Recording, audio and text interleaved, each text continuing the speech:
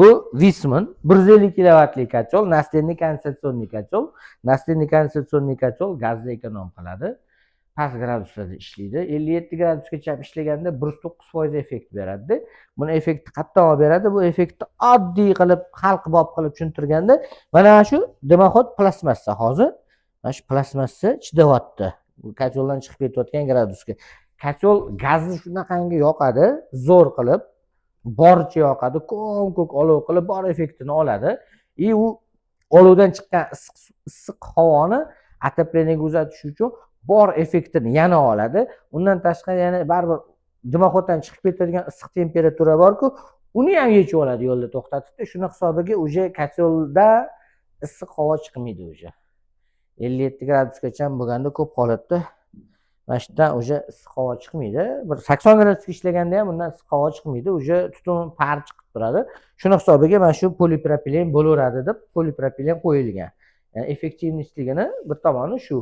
Undan tashqari Viessmannda endi boshqa kotellarni bilmadim. 150 kilovat, 49 kilovatdan 49, 60, 80, 100, 120, 150 kilovat modellari bor.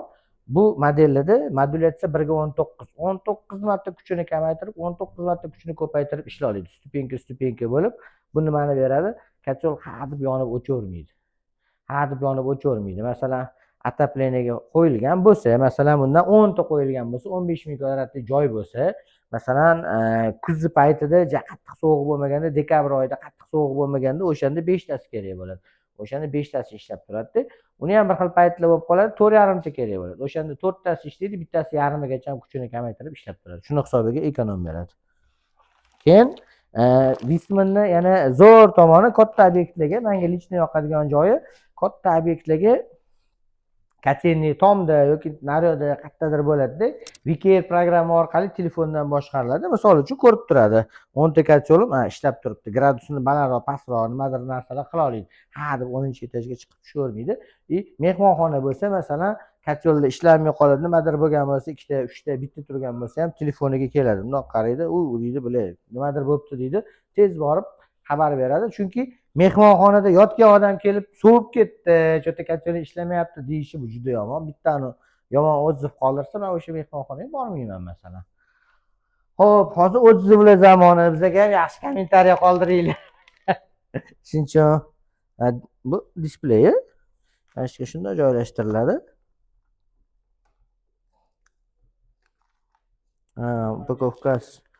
Upakovkasi bor ekan. Bismillah. Mana adashmaydi, hech qanaqasiga bo'chasiga shundoq chiq tushadi. Keyin buni yana bitta plus tomoni bor. Endi uni plus deb hisoblasa bo'ladimi, yo'qmi bilmadim.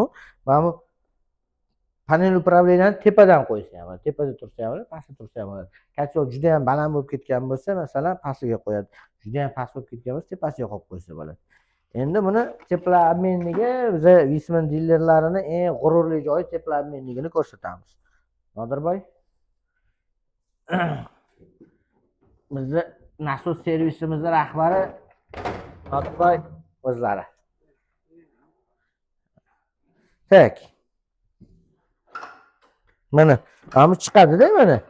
Yana tegib ikkita narsalar ushlab turibdi, yechish kerak, bu chiqadi. Tepa tomondan ham qo'yib yuborsa bo'lardi. Bunisiga tak. Yo'q, bunga bo'lmas ekan, boshqa modelda ekan. Faqat chetda pastda o'rnatib turamiz hozircha. Xo'p, teplobmennik Viessmann. Viessmannning o'zida Germaniyada Allendorf shahrida ishlab chiqarilgan. Teplobmenniga inox radial degan nержавейка yangi turini o'ylab topgan. Viessmannning o'zi teplobmenniga biz 10 yil garantiya beramiz. Shuni g'urur bilan aytamiz. O'zi ko'rsang, kotelda 80% teplobmennik. Bundan tashqari mana platasi bor. Platasiga stabilizator, tokdan himoyalar qo'yadigan bo'lsa, platasiga hech qanaqa muammo bo'lmaydi. Undan tashqari plataga nimadir muammo bo'lsa, remont qilsa bo'ladi. Unaqa qimmatga tushmaydi. Ventilator bor. EBM Pumps degan brendning ventilyatori. Bu EBM Pumps Boeingga ventilator chiqarib beradi o'zi. Samolyotlarning qalarini chiqarib beradi. Undan tashqari mana gazli klapani bor. U ham nemetskiy firmaniki qo'yilgan shu gazli klapanni brendi ko'rinmayapti faqat. Bir ochganda ko'ramiz. Keyin bunaqa katta kilovatli kotellarda nasos ichida bo'lmaydi, nasos tashqarida bo'ladi. Nasos tashqariga o'rnatiladi. esimizdan chiqib qolsa mijozlarimiz nasosdan qo'shib bergin deb aytib qo'yishligimiz kerak. Trafareta bu. Trafaret bu dimoxodga qancha teshish kerak, qanaqa teshish kerak, devorga shundoq qo'ysangiz chiqadi. Tushuntirilgan. Konstitutsioniy kotyollarni hozir qulayligi и ko'pchilik konstitutsioniy qimmat, u arzon, bu arzon solishtiradi, lekin bitta ikkita joylar bor, solishtira olmaysiz. Konstitutsioniy kotyol yutib chiqadi. Masalan, tomda kotyolxona qilganingizda 150 kilovatlik kotyoldan 10 ta qo'ymoqchi bo'lsangiz, 1500 kilovat yig'moqchi bo'lsangiz, kam joyi oladi. Bu kotyollar mana shu ko'rinishini oling, mana shu yerda. Tak. Qopqog'ini shunday kiydiraylik-da. Mana shuni ko'tarish bor. Tak.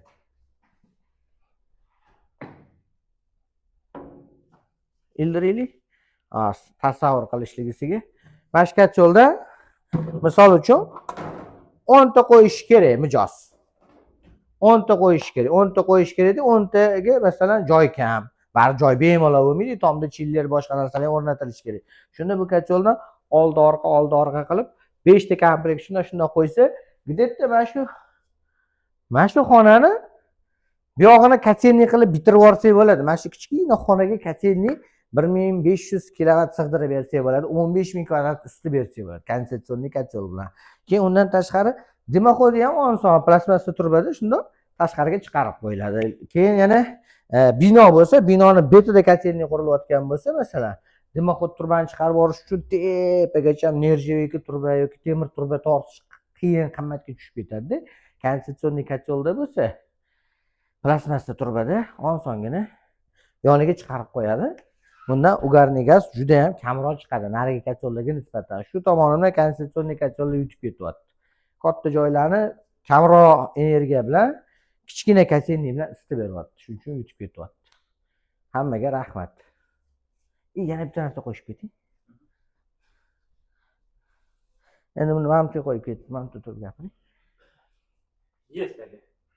Misol uchun obyektimizda o'zi bizga 1500 kilovat kerak bo'lsa, misol uchun 10 ta 150 kilovat yoki 2 ta 750 kilovat napolniy kotyol kerak bo'lsa, men 10 ta 150 kilovat kotyol qo'yish taklif qilaman, chunki u 1500 kilovat qachon kerak? Qachonki tashqarida Toshkent ob-havosi bo'yicha -14 bo'lganda kerak. Ungacha unaqa 1500 kilovat kerak emas. Ungacha +10, +12 bo'lgan kunlari yoki 0 bo'lgan kunlari 500 kilovat 700 kilovat, 300 kilovat energiya kerak. Ana o'shanda 10 ta kotyoldan 2 tasi, 3 tasi, 4 tasi, 5 tasi ishlab turib, butun obyektni, binoni, butun mehmonxona, sanatoriya yoki gostinitsa, yana nimalar bor?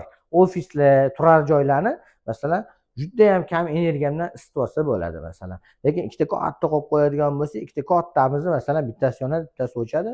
U katta unaqa ekonom bera olmaydi, lekin bular ekonom bera oladi.